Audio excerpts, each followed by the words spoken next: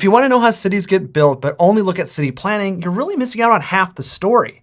City planners can assign land uses to parcels all they want, but it doesn't mean anything is going to get built there. You need real estate developers attuned to the market to have a vision for the property and see it become a reality. If you look at it from a developer's point of view, you can think of it as a game, maybe a board game. Developers are doing their best to navigate obstacles to reach their goal, a completed project. They have to do a market analysis to understand what development would be a good fit, and then find a promising piece of land in a great location. Ideally, that property doesn't need environmental remediation or pose other challenges. Most developers do not have all the funding they need and must sell that vision to investors. Now, that's only the beginning. Developers need to do due diligence to ensure their idea is compatible with local laws and zoning codes. They need to receive their entitlements from local government before beginning construction. They'll also need construction loans, which are separate from investor financing and a standard commercial mortgage. Developers will have to enlist contractors to build the structures and must avoid the pitfalls of labor shortages, rising materials costs, and other construction delays. They'll have to market their project to potential tenants and buyers. Once the project is complete, they hope that the costs associated with building the project are less than the profits from the project, either rents or sales. The bank will want their share of the investment first, followed by the equity partners. In some cases, the real estate developer doesn't even get paid until their investors get their promised percentage return on investment. It's a challenging game, which is why city planners need to consider the hurdles they put in front of real estate developers before a project gets built. Lengthy approval processes, development fees, public hearings, confusing zoning codes can all mean the difference between a project getting built and a vacant lot. I've done like 150 videos on city planning, so let's do one on real estate development and uncover its secrets after the bike bell. The first thing to know about real estate development is that there are different product types, like commercial, industrial, and residential. Many developers specialize in one of those. And even within those categories exist specializations. Some developers develop the land by purchasing a property, subdividing lots, installing utilities, and then selling those lots to home builders, while others do all of that and build the homes themselves. Furthermore, real estate developers tend to focus on one geographic area. This helps the developer understand the local market and develop connections with brokers, lenders, and investors. I think it's best to explain the real estate development process by taking you through an example project.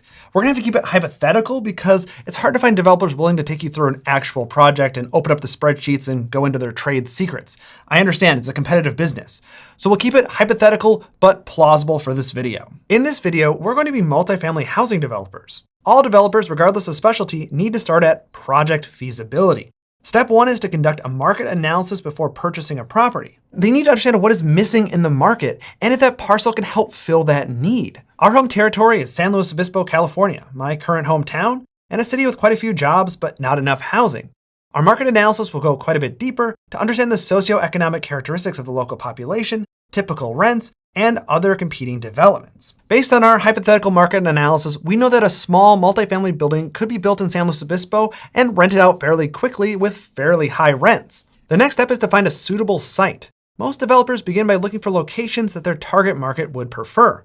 If they're marketing to families, property in preferred school districts might be the best option, for example. We are going to get too detailed here. We're targeting middle and upper income couples and small families, and a lot just about anywhere would work fine. And as we look, here's one vacant and for sale. We still need to do our due diligence on this property and check out environmental issues that need remediation, access to utilities and utility capacity for new development, and explore planning issues. The zoning code will tell us lots of important things, like how tall the building can be and how much of the lot can it cover. Our hypothetical parcel is in an R4 high-density residential zone, which allows 24 dwelling units per acre. Our parcel is 1.4 acres, so that means that we can build 33 units. The building can take up 60% of the lot maximum and be no higher than 35 feet tall. Okay, so we've determined that there's a market for multifamily housing here in San Luis Obispo, and we found a parcel that could be a perfect fit. Now we need to figure out if we can make any money by building this project. It's time for the financial analysis. It typically starts with a simple pro forma statement to see if this project would pencil out, and gets more detailed as the process continues and more details get nailed down. We're doing apartments, so we need to figure out the costs and revenues during the development period. From this part now, where we're doing the feasibility analysis, until the project is built and 90 to 95% leased out. Then we need to know if it will be profitable during the operating period, or it's just an apartment building generating rent. As the financial analysis gets more detailed, we can start moving into the design step. Before we hand the project off to architects, we need to make some decisions. What kind of building will we build? Podium-style construction with more than 7 or 8 stories is quite expensive per unit due to the fire code requirements. We also can't build that because it would exceed zoning height limits. We could look into a 3/1 style podium mid-rise structure. It might be too tight to construct with our height limits, but 3/1, 4/1, and 5/1 buildings are extremely common types of multifamily housing. They're called that because they're made up of 3, 4, or 5 wood-framed combustible construction over a 1-floor concrete podium. Any sort of common urban apartment in your city is probably this type of building. The most affordable option and the best fit based on the zoning code is a garden apartment. These are typically 3 stories, as that height doesn't require expensive elevators. They're also completely wood framed too, further reducing costs. We also need to figure out unit mix. Will this be designed for college students with 3 and 4 bedroom floor plans designed to be split amongst roommates? Or will it be micro units and studios, or senior housing?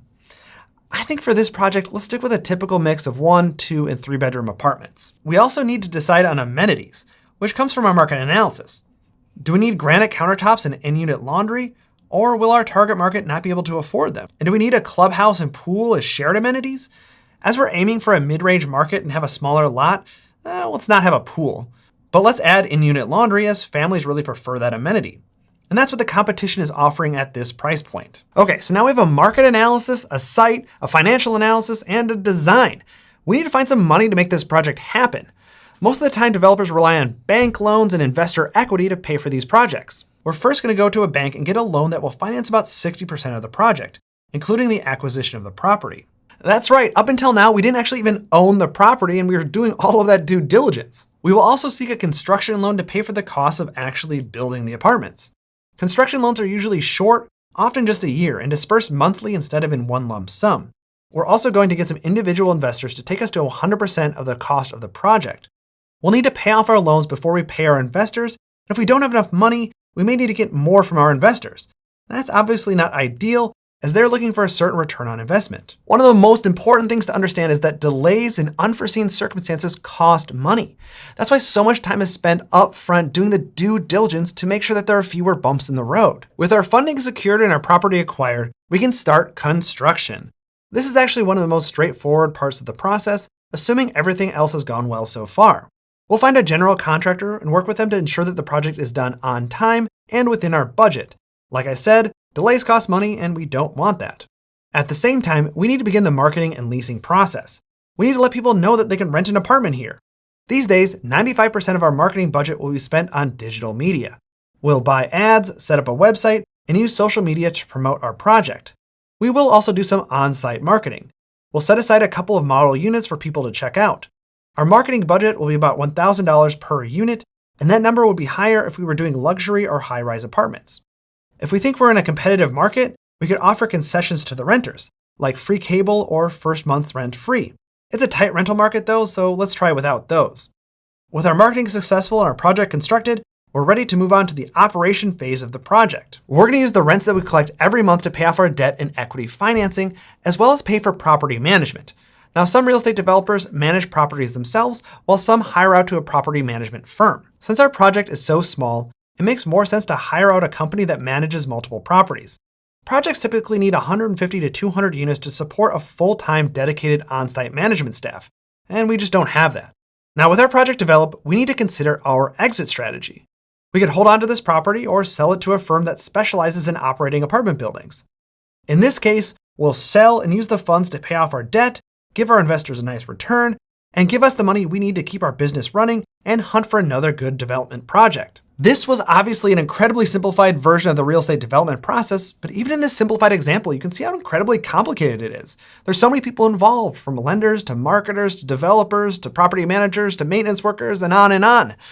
And one thing that's important to understand is that time is money, and the longer the process drags on, the more expensive it gets. This is a real concern, especially when we're developing affordable housing. If a project seems like it would have to go through an overly complicated local government review process, that project just may not happen at all. Or they may decide that the only kind of housing that pencils out is luxury apartments. So what can city planners do to make it easier for developers to build more housing? Local governments can reduce the amount of time required for project approval. Time is money, and uncertainty can kill a project. Planning departments can increase the number of project types that can be approved at the staff level without getting planning commissioners and city council members involved. You don't want a Jeremy Jam weighing in if at all possible. Another thing cities can do is remove minimum parking requirements. This is all about letting the developers decide what the best amount of parking is. They've done the research and know how much parking their project needs, but the local government has this number that's sometimes arbitrary and often too high for the project. If we would just let developers build what they want to build, they could right-size the parking and have more lot area for housing. Local governments can offer density bonuses. This means that the developer can build more units than the zoning code allows, but the local government gets something back from the developer. Oftentimes, this is a guarantee that some of the units in the development will be affordable to low-income families. But density bonuses are also used for habitat conservation or to provide plazas or other public spaces. City planners need to balance the need for more housing and other types of development with the impact those developments will have on their community.